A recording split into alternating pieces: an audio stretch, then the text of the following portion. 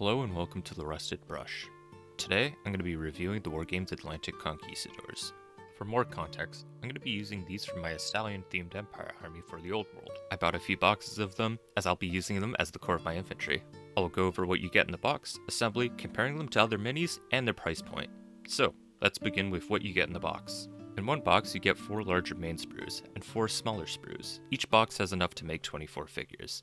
I should mention that the box does not provide any instructions or bases. I'll go over this more in assembly, but for now, let's take a look at the sprues. You get 6 torsos already attached to the legs. 2 of them have breastplates, and the other 4 have gambesons. Personally, I like the legs attached to the body as it does save time when I'm making a large amount of models. I have no problems with these at all.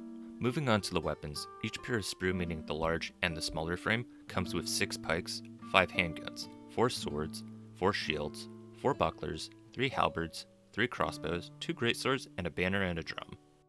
The pikes are completely fine. They're a bit shorter than maybe a pike should be, but that makes it easier to transport, so I do appreciate that.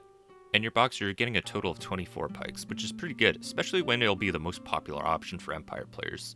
The handguns are great. They work easily as guns from the Empire. I'm happy with the number you get as well. 20 is more than enough for a pike and shot style army. Now the swords are very disappointing to me. You get these very plain arming swords, and that's it. The arming sword is correct to scale, but I think the minds of wargamers, it's a little bit dainty and small. It would have been nice to see some variety, like a simple falchion, a few rapiers, especially since the rapier is such an iconic weapon of Spain. Getting 20 of the swords is a fine amount for your kit though. The shields and bucklers are both fine in my mind. Both designs I think are pretty good and are fairly accurate to the conquistadors. I think maybe the bucklers don't have any real details and are a bit plain, but that doesn't really bother me. I think it would be nice to have one of the round shields to be a bit more plain actually in my opinion. The halberds are fine to me as well. The design is simple and it makes sense. The number is my gripe however. Getting only 12 in a box is a bit low, which is a shame. I'd imagine you would want around 15 to 20 at least, even for a smaller unit. The crossbows are mostly fine. There is one crossbow that bothers me in the assembly stage, which I'll go over later. I think 12 in a box is fine as well. Now the greatswords, or Zweihanders, or Montante in Spanish are okay. I really like the greatsword resting on the shoulder in particular. I think only getting 8 is an adequate amount as they are more uncommon to see. My only issue is that both the blades are the same. It would have been nice to see one of the swords have the upper crossguard that you see on the greatswords of that time. It doesn't have to be super fancy, and I wouldn't want it to look like the German style either. Lastly, we have the banner and drum. I got really nothing to say here, aside from the fact that the banner isn't really something you'd realize is a banner. Moving on to the heads, you get 27 head choices from the pair of sprues. So, a whopping 108 heads to choose from. Most are equipped with the iconic morion, which is great, but you also get some burgonets, sallets, and caps. I think you get a really good variety here. And that's my conclusion for the sprues themselves. I think they're awesome for the most part, but some of the weapons and amounts of choices are a bit disappointing. I think that we could have had less head options and more weapons and variety. I understand the constraints of what you can fit on a sprue, so I don't want to rag on them too hard. It's still a lot better than any other company's kits in my opinion. As an idea, I think a good compromise for some of the shortfallings here is to make some sort of upgrade kit or STL. As an idea, maybe you get 5 swords, one of them being a falchion and the 4 others are rapiers. A single greatsword that looks different from the others, 2 more halberds, some fancy bucklers and shields, maybe some different head choices like ones with burgonets with falling bouffs or gorgets, an armet or a close helm, and a fancy looking morion.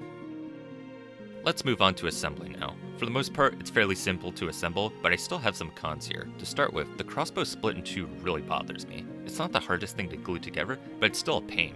Moreover, it's very noticeable that there's a gap in between the crossbow that sticks out. Not too big of a deal if you have a large group of them in ranks, I guess, but I still think that's an issue. The banner's lack of, well, a banner is not a real big issue for me personally, as I can easily make my own, but for a beginner hobbyist, I think this is a problem. It'd be nice to see a paper sheet with some banner designs on them that you could cut out. The box contains no bases, which means you do have to acquire your own, but it means if you have a specific size or shape in mind, you potentially don't have useless bases. My last issue is the lack of instructions. I think the lack of what pair of arms goes together is a bit annoying, and you need to dry fit a lot of the times because of it. Like I said earlier, the assembly is fairly simple, which makes it great for kit bashing with other kits as well, which leads me to talking about scale and comparison to other Renaissance and Warhammer minis. Comparing them to the Warlord Games Lanzknecht pikemen, the Conquistadors are a bit bigger, but not much taller. In terms of kit bashing, the arms of the Lanzknecht look perfectly fine on the bodies of the Conquistadors, and same with their heads. However, the arms of the Conquistadors on the Lanzknecht bodies does look off. In a big block of pikes, you wouldn't maybe notice this as much, but still a big issue, I think. Now, most important comparison to most people is going to be with Empire models from Games Workshop. Compared to the Empire line, they're almost identical in terms of scale. The Conquistadors look slightly taller, but in terms of kit bashing, the GW kits will mix perfectly in between them. Some of the swords are a bit too big, but those swords are probably too big in general. Some of the older models look a bit different in terms of scale, but it's fairly insignificant. For the most part, you're not going to notice this on the table. Overall, the scale is perfect for an Empire army, and makes them great to kit bash with. The last thing we're going to be talking about is now price. Now for a single box of Conquistador, it's $48.57 USD, so that's roughly $2 a figure plus extra bits you get. This is fairly good, and what makes this better is that Wargames Atlantic gives deals on larger quantities of boxes. 3 boxes for 95 USD is pretty nice, and 5 boxes for 145 is awesome. You'll probably want more than 24 models if you're making an Empire army, so the deals are very much appreciated. Now the long-snacked kits from Warlord Games are around $40, and the War of Religion kit is around $67. I think the War of Religion box is a bit too high, and in terms of scale, a bit smaller and not easy to kit bash with.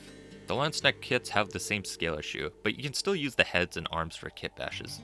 I wouldn't recommend mixing the army with these models, as you will see the scale issues pop up. And now of course we'll talk about GW Empire State Troops. This is discontinued, but we will get them back eventually when the army box and Arcane Journal come out for the Empire. I imagine we're going to see them priced at $40 USD for a box of 10. Going by that metric, we're doubling our cost per figure here at $4 a model. There's some really nice bits, and the weapons are nice too, and more detailed than the Conquistador kit. That price is really high. And this concludes my whole talk on this kit. So what's my verdict? I think this kit is awesome for making a warband or an army for the Empire, or even a historical wargame.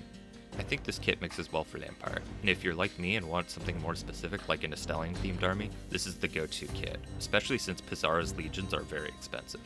It has its shortcomings, but the sculpts are fantastic and the price is going to be hard to argue with. We're going to have to wait for the Conquistador cavalry to come out, but I think those are going to be really nice to kit bash with as well. In part 2, I'm going to be showing you how I paint them and the progress of the army so far. Please subscribe if you haven't and like the video. I hope you enjoyed this video. Take care, everyone.